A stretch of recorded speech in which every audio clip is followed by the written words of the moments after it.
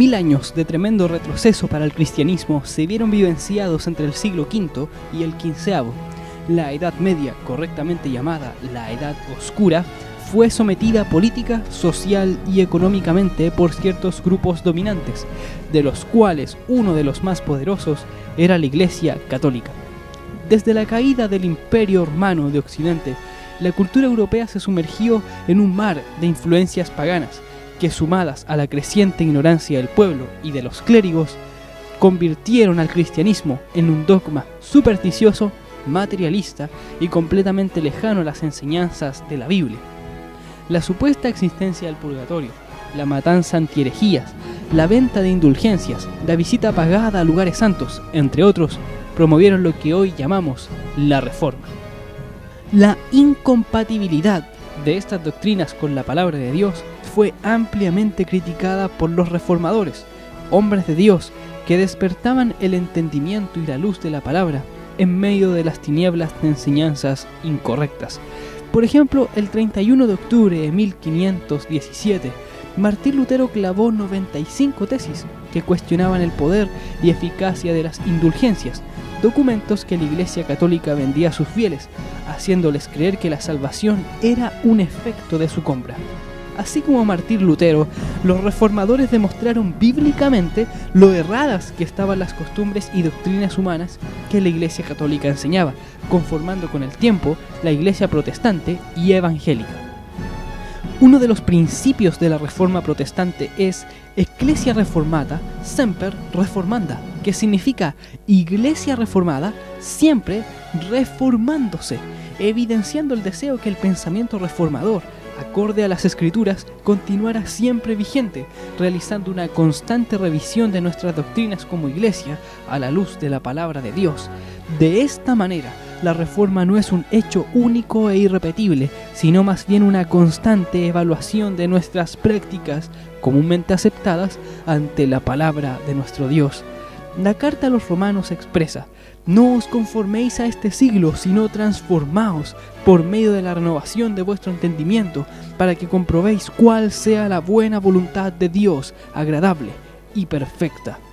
Sin embargo, los cristianos hoy en día tendemos a aprobar todo lo que se nos enseña o lo que practicamos, inhibiendo todo examen bíblico acerca de la real validez de nuestras doctrinas. Las prácticas que vamos a evaluar en este estudio son las que ejercemos la mayoría de las iglesias pentecostales. La consulta principal es: ¿hemos realizado un examen cuidadoso acerca de la validez de nuestras doctrinas a la luz de las Escrituras, tal como lo hicieron los reformadores en el siglo XVI? ¿Realmente obedecen nuestras doctrinas a la palabra de Dios o solamente son dogmas humanos sin sentido bíblico? Todo esto revisaremos en esta y en las siguientes partes. Antes que la Reforma protestante alzara la luz de la palabra de Dios ante doctrinas erradas, la Iglesia Católica ejercía un estricto control educacional sobre sus fieles. En aquellos tiempos, el pueblo era un conglomerado de personas sumergidas en la más completa ignorancia. El pueblo aceptaba cualquier enseñanza como correcta, debido a que la lectura de la Biblia estaba censurada y por lo tanto la gran mayoría se veía imposibilitada de corroborar si las enseñanzas y las prácticas que la Iglesia imponía eran realmente válidas ante los ojos de Dios.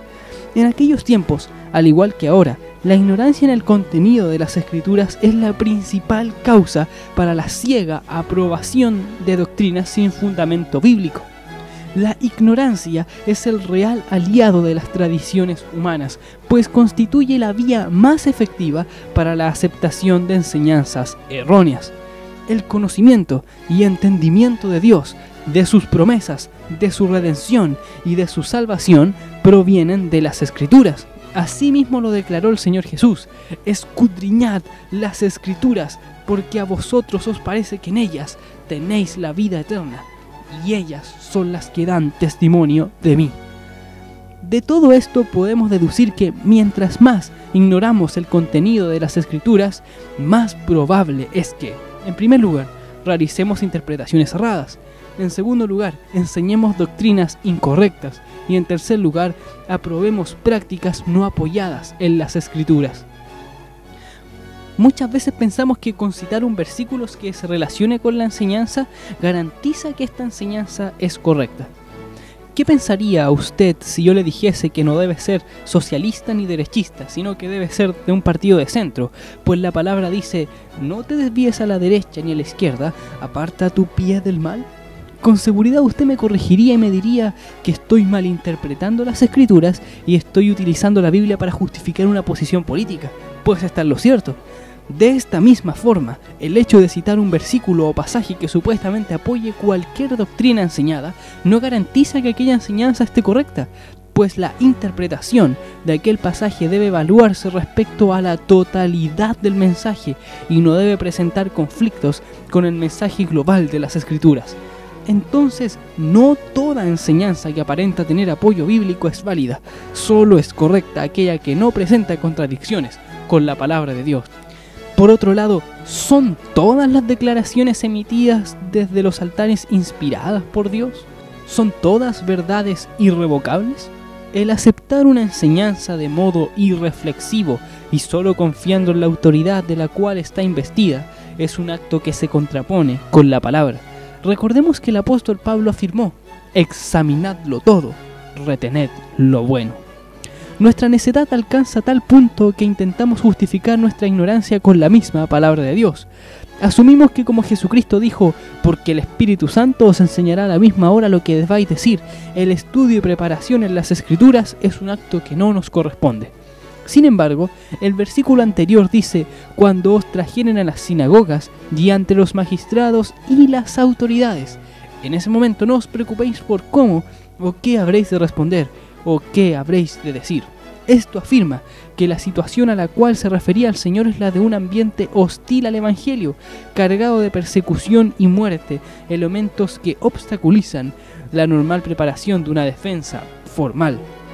De hecho, el apóstol Pedro afirmó, estad siempre preparados para presentar defensa con mansedumbre y reverencia ante todo el que os demande razón de la esperanza que hay en vosotros.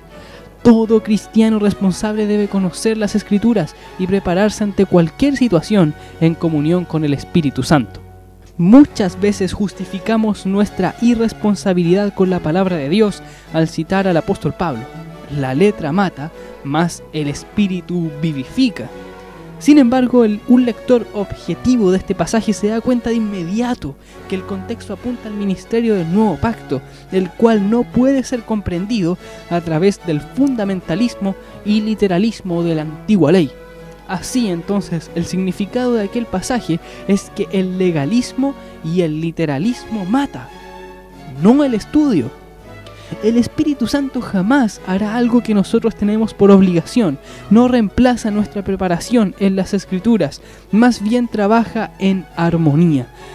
Pero si desconocemos el mensaje, ¿qué va a inspirar?